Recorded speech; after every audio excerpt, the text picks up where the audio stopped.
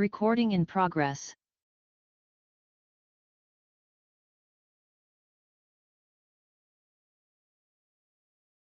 Trustees of Crystal City Independent School District will meet in special session 3 p.m. Monday, December 15, 2025 in the Administration Building Boardroom, 613B West Zavala Street, Crystal City, Texas. On a roll call. Mr. Reyes-Espinosa. Present. Mr. Sammy Houston. Mr. Cruz Mata. Here. Mr. Victor Bonilla III. Present. Mr. Gabriel Espinosa. Absent. Mr. Vince Martinez. Here. And Mrs. Peggy Young, absent. Okay, we do have a quorum. Moment of reflection.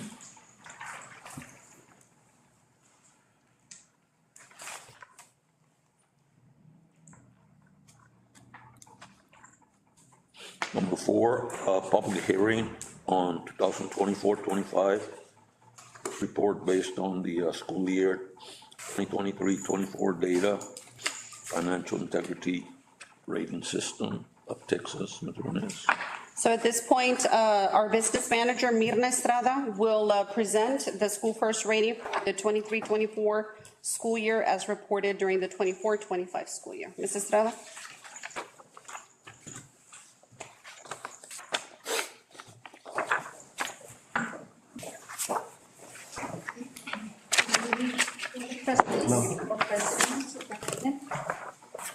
Be back here. Okay, we're starting the first reading, and all of that is based on this audit on the 31st, 2024. So you can refer to that one, and you should have a copy of the formulas. If you want to go back and refer to this one, more questions. So for these, we're gonna present the 2024-2025 first ratings, and all of this is based on the 23-24 financial data. As you all know, the 24-25 audit is in process. So we're gonna start with first, the purpose of these ratings is its goal is to achieve quality performance in the management of school district's financial resources. Number 2, it ensures that Texas public schools are held accountable for the quality of their financial management practices and that they improve those practices. Number 3, it is designed to encourage Texas public schools to better manage their financial resources to provide a maximum allocation possible for their regular instructional purposes. And how the ratings are assessed, as you know, is A, superior achievement, B, above standard achievement, C, meet standards achievement, and F, substandard achievement. Next slide, please. In these categories, we have 21 indicators. The first 4 are critical, now 5 to 14, solvency, 15 through 21 are financial. Next slide, please. We'll start with our first indicator, the first 4. As you all know, we passed the first 4. Our first indicator was the complete annual financial report and data submitted to the TA within 30 days of the January deadline. Yes, we passed indicator. Number 2, was there an unmodified opinion in the annual financial report? Yes, our goal is to have an unmodified opinion, which is a clean audit. Number 3, indicator number 3, was the school district in compliance with the payment terms of all debt agreements at fiscal year end? So we passed this indicator. Number 4, did the school district make any payments to the teacher retirement, Texas Workforce, Internal Revenue Service, and other agencies? This indicator 6, to confirm that the district will fulfill its obligations to the TRS, TWC, and IRS. We passed this indicator number 5. Was the total net position in the government activities column in the statement of net position greater than 0? We passed this. You see number indicator number 6. Now we're going to go with the number 6, solvency, the first one. Was the average change in assigned and unassigned fund balances over 3 years less than 25% decrease, or did the current year's assigned and unassigned fund balances exceed 75 days of operation expenditures. As you can see, this indicator we failed, and I give you a little bit of history there of the fund balances. As you can see, 2021, the fund balance was 10.6, 21-22, 9.5, 22-23, 6.9, and the 23-24, we went down to a negative of 1.3. But as you can see, this is only history. For the 24-25, the district, as you all know, made some changes. The district took action in this year. This is when the reduction in force took place. It was introduced and it was passed. So we want to add more to the deficit, to the 1.3. Our goal is to build the fund balance and move forward. As you can see there, the percentage between those percentage change in the fund balance over the 3 years is negative 52.53. That's what we tell that indicator. And the other one, or we can do that 23-24 expenditures minus capital outlay equals to the 28.9. We divide that amount by the 365 days times the 75 equals to 5.8, which is the fund balance needed for 75 days of expense, which we didn't have. That's why we had to borrow during that year for the debt service. Indicator number. Before we go to 7, for the record, 535 papers, right? Indicator number 7 was the number of days of cash on hand in current investment in the general fund for the school district sufficient to cover the operating expenditures, excluding facilities, acquisition, and construction. At least 90 days must be covered to receive the maximum force. In this indicator, number 7, we also failed 5 days, which gives us the negative 0.74 days cash on hand, which you can see is right here on the right side of 0, negative less than 30. So we get a 0 on this indicator number 7. Moving on to indicator number 8. So the measure of current assets to current liabilities ratio to the school district sufficient to cover short-term debt. And this is, we scored 2, the maximum score was 10. This indicator measures whether the district has sufficient short-term assets at the end of the fiscal year to pay off its short-term liabilities, as you can see there. Our current assets is 5.1. We divide that by the current liabilities, 3.4, and equals to the 1.4647 ratio. As you can see, also over here on the bottom, less than 1.50, greater than or equal to 1. We got a 2.7. Indicator number 9, did the school district's general fund revenue equals or exceeds expenditures excluding facilities, acquisition, and construction? If not, was the school district number of days of cash on hand greater than or equal to 60 days? This indicator will also fail. We got 0 out of 10 points, as you can see there. The total revenue is 19.6. We divide that by the less facilities and acquisition construction, which is 28.6, equals to the revenue as a percentage of expenditures, at negative 31.36%, or as you can see, it was an indicator 7, our cash on hand was a negative 4.74 days. And number 10, indicators not being evaluated. We move on to indicator number 11. Was the ratio of long-term liabilities to total assets for the school district sufficient to support long-term solvency? This one we got 8 points out of 10. For the students for the 24 was 1,706, less of 20 students for 2020, 1,898, which equals to a negative 182. We divide that by the 1898 equals to negative 10.1%, which is the change in students during that year. We got 8 points out of 10. This one. Moving on to indicator 11. 12. What is the correlation between future debt requirements and the district's assessed property value? This one we passed with a 10 points out of 10. This indicator asks about the school district's ability to make the debt principal and interest payments.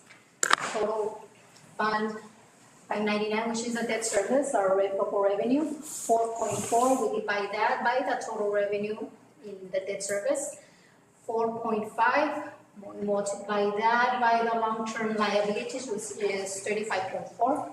Then we divide that by 100. We multiply that by 100 and divide it by the assets property value, which is 1.4,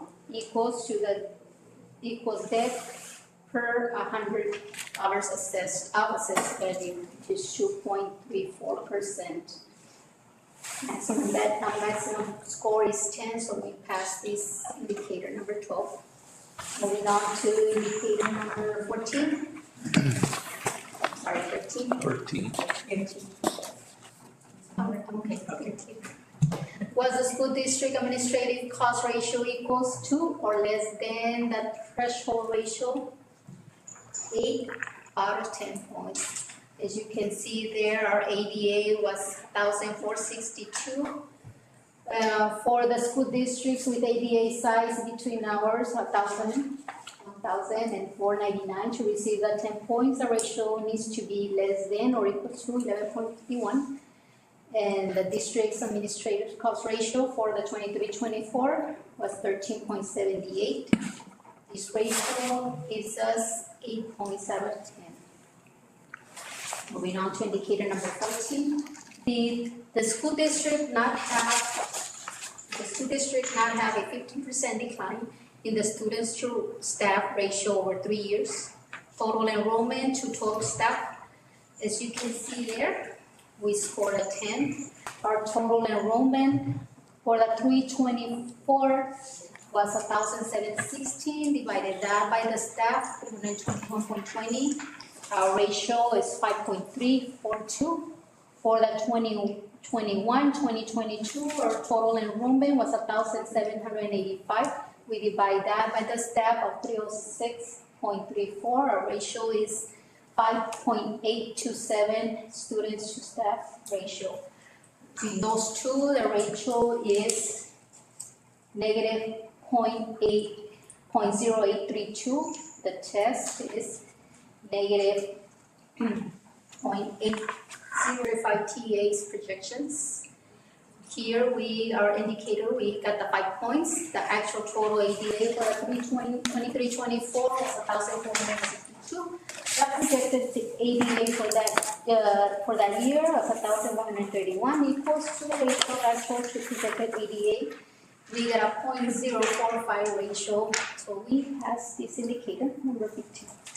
Number 16 is the comparison of previous data to that information in the school district's audit result in a total variance of less than 3% of all expenditures.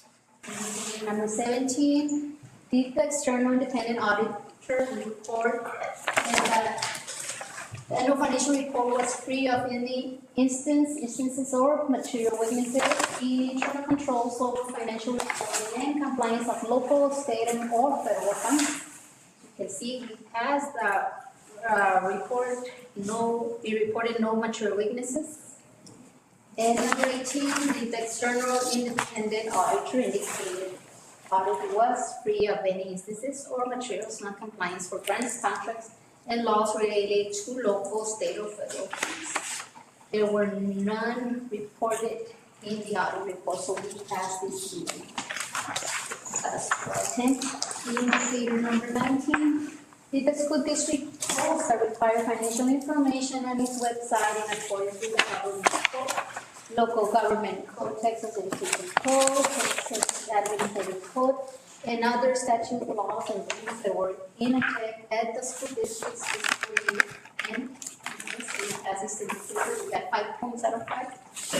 20, did the school district's administration and school board members discuss any changes and or impact to local, state, or federal funding at a board meeting within 120 days before the district adopted its budget? Yes, before the ceiling, the district, if the district fails indicator 20, the maximum points and highest rating that the district will receive, which is above standard achievement. Indicator number 21. Did the school district receive an adjusted repayment schedule for more than one fiscal year over allocation of foundation funds because of financial hardship? As the ceiling, when the district, as you all know, when the district receives an overpayment on the issue resulting from over projecting ADA, the district can still pass this indicator, the district pays back over allocation within 1 year period. Then we passed first rating disclosures, additional information required by the commissioner. A, superintendent's current employment contract. B, reimbursement received by the superintendent and board members. C, outside compensation and or fees received by the superintendent for professional consulting and or other professional services. D, gifts received by the executive officers and board members. E, business transaction between school district and board members. F, any other information the board of trustees of the school district determines to be useful. Here we have this first rating disclosure, a superintendent employment contract. I gave you a copy and it's also posted in the district website. Find it there. Next one is B, reimbursement received by the superintendent and board of trustees. It has some activity for each of the board members, and this one outside compensation and or fees received by the superintendent, no activity there. B and D, and now we got our score in the next slide. Our score was a 68 for the 24-25 ratings, which is based on the 23-24. And we almost passed, but a 68. We need 2 more points. And do you have any questions? Do we have any questions for the presentation of Mirna? Yeah, I just have it's more of information for the public and things. What exactly is the first rating measuring from the district? The first rating on the. Yeah, overall, like what does it actually measure of the district? What does it tell the district? For these years, you can see we fill most of the financial situation. Most of them were based on the financial, the ones that we filled. We were short on cash, first of all. The expenditures were greater than the revenue that we received. So. Just because, Right. they released the preliminary back in August, and I've been reviewing them since then and going through them and doing research in it. What I take away from what the first ratings are is that it's basically telling the district how we're spending our money, whether we're spending it diligently or not, whether we're planning for solvency, for long terms, whether we're living within the money that we're receiving, living within our means. And the funds are being used appropriately. So, what I take from it is, it's basically, it's a governance document, right? For us as the board. And it's not just the district that failed, it's us as the board that has failed. In my understanding of it, and what I take away from reading of what the first is. So it's just one of the things that I took away from all the research I've done. So hopefully that we are doing things to move in the right direction. It was eye-opening seeing the amount of money that was spent within those first years, how the fund balance dropped in a matter of 3 years, almost $12 million, right? So in the future, how is the district moving forward to start building back our fund balance? I think that's the biggest thing, right? That I can take from this is that we need to build back our financial, Financial that. fund balance, and So Ronald will answer that. does the, I guess, payroll exceed a certain percentage that the district can actually sustain, based off of our M&O? I think that's our biggest expense, that we know that's our biggest expense.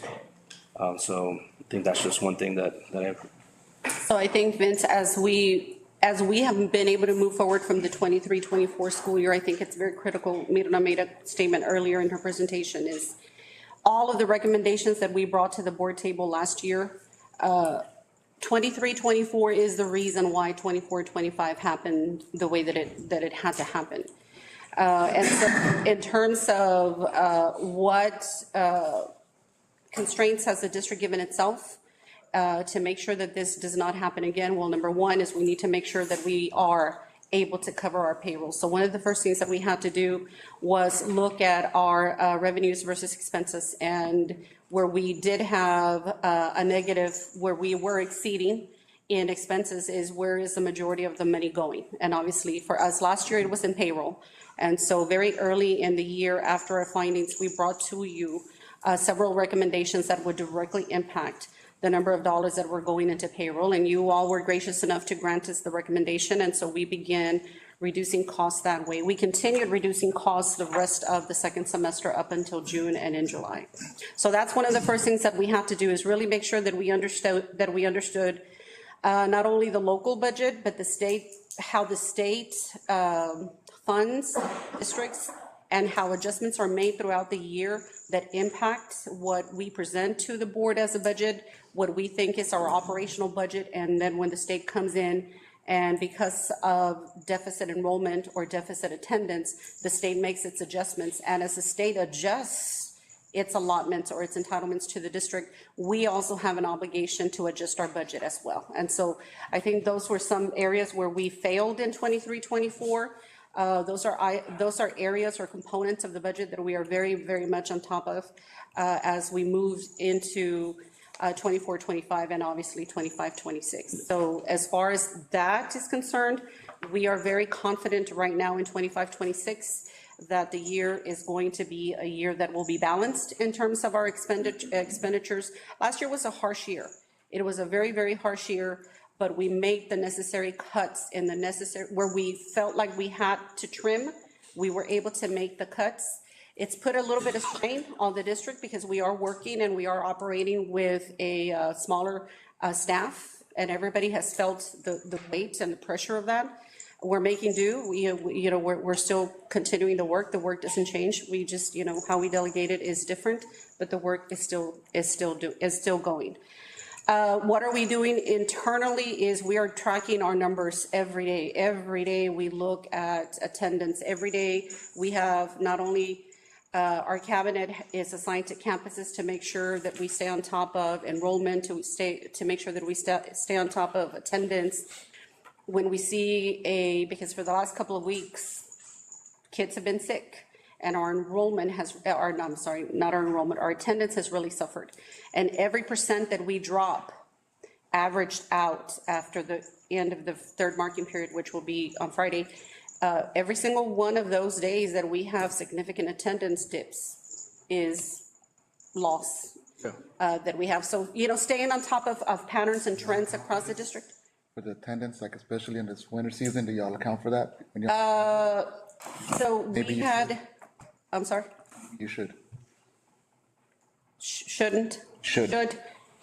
Have confidence. Well, our numbers are picking up. So. But this is expected to happen pretty much every year, like during the winter season. This year, down. the numbers go down, and so we make sure that first and second marking period, the numbers are very healthy. The kids are coming back from summer.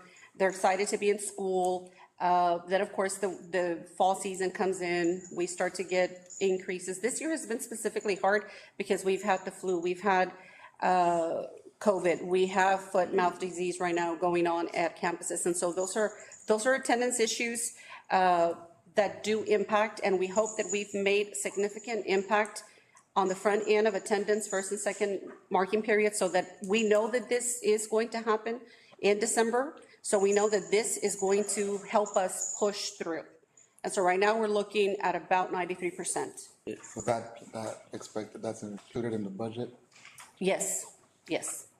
And as I mentioned, this is a tale of governance, right? And as a board, our finances are governed by us, right, as the board.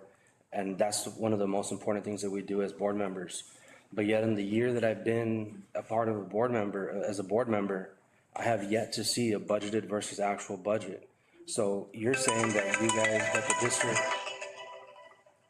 the district is managing the money and tightening their belts, but yet we have never seen month to month budgeted versus actual we haven't even seen a year-end 24, 25 budgeted versus actual budget, you know, I mean, expense, you know, the only time that I've seen it has been whenever we get the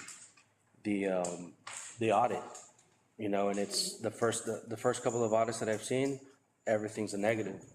We overspent in every single little thing.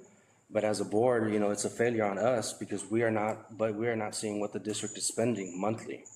So, I mean, and it's been over a year that I've been on and I haven't seen one, and I've asked for them multiple times. You know, and, you know, that's gonna help the board make decisions and where we're going. And the meeting that we're having that you said on financial, meeting, is that something that will be discussed or, you know, or is that we need to have A finance committee. finance committee meeting? We could present it there, but for what Vince is asking for, you would need the whole board. And the finance committee is a committee of 3. Well, maybe we can set up a meeting for the whole board. No, and I'm just gonna, so I know that you asked for it like recently, and we did present it, but because we're closing the year, recommendation from Mr. Velasquez is that we wait until the audit, which is when we close officially the 24, 25 school year. I know I reports that I requested to be on the agendas a while back, you know, that should be in there, our monthly budgeted versus actual, what we're spending monthly versus what we're budgeting. Is that a problem, Mirna? See it. Presenting budget to actual? Yes, you're correct. The reason we're still doing it is because we're still making changes to the last year's books. We're still getting ghost invoices, as you call them, still getting all the invoices, and we have to. But that's like the official closing of the year. No, but Vince is asking more like on a month-to-month basis, budget to actual. You're talking about, you're looking at that question through the lens of an audit. And Vince is asking month-to-month budget to actuals. Expenditures versus. Yes. Revenue. Revenues, yes. Or it's budgeted expenditures versus actual. Yeah, the report that we used to give you before. Yeah, it's still, I think the expenditures are still, But at any time, you can run that report. It's not going to be reconciled. We get that. It won't be fully reconciled because you still have bills that are coming in. But at any given time, can you run a budget to actuals? we run a report. But I think that's a very important document for us to maintain governance over all the finances. If not, it's a possibility you run into the same issue. Sure. So is it possible, is my question to you? Run those reports, but we have to run them at the end of the month for the. And they will, so when you do, just so that there's clarity at the table, when you do, will they be fully reconciled at the end of the month? If they reconcile the months, they will be, but if, a month needs to be reconciled in order to run those reports. So you can run those reports once they are reconciled. I have a difficulty understanding that part, simply because, if I may, sir, Yes, sir. if we do a month to month, but we're gonna compare budgeted expenses with actual expenses, unless we did something tremendous, our budgeted expenses are gonna be greater than the actual expenses for that month. We all understand that, right? Yeah, that's the goal. Okay, well, yeah, I mean, that's the way it's gonna be. Unless, like I said, unless something extreme happens for the budgeted monies for that particular expense, some extreme happens and we have to go to that and draw and zero it out. But it's something to look at. Attached to that would be a monthly estimated actual budget, because I know that we have our revenues, and eventually we're gonna compare the expenses for that month. And at the end, it's gonna show a reduction in the revenue, because we're deducting the expenses.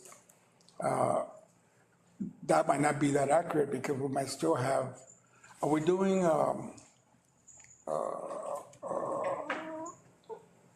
actual pay or accrual, we're doing accrual, we use accrual, accounting?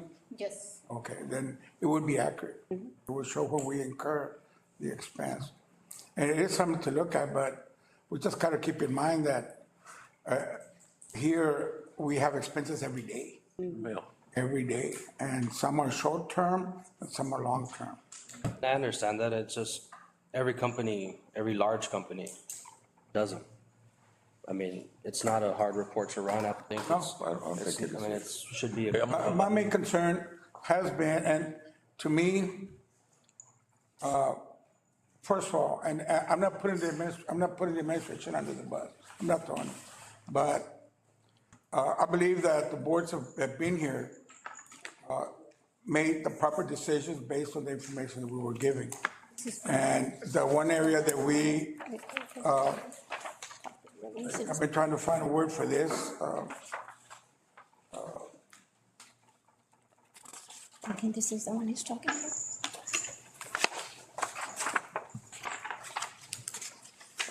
for whatever reason, somewhere along the line, the accounting of it misfired. So it accumulated, and then we had to, We had the we adjustment, got the whammy. correct. Okay, and I know that that's something that we eventually are gonna fix 100% because we're paying more attention to it, which to me is the main thing, because that's gonna give us actual, highly approximate revenue to Right. expect, and that's gonna help us. Because the other part, I think we've done pretty well in expending what we thought we had. I mean, that will help us, at least the board, because you guys see I my, think it's happening now, I mean, but I understand what you want. At this point in time, I'm gonna close The hearing, the hearing, it's already, 6:05.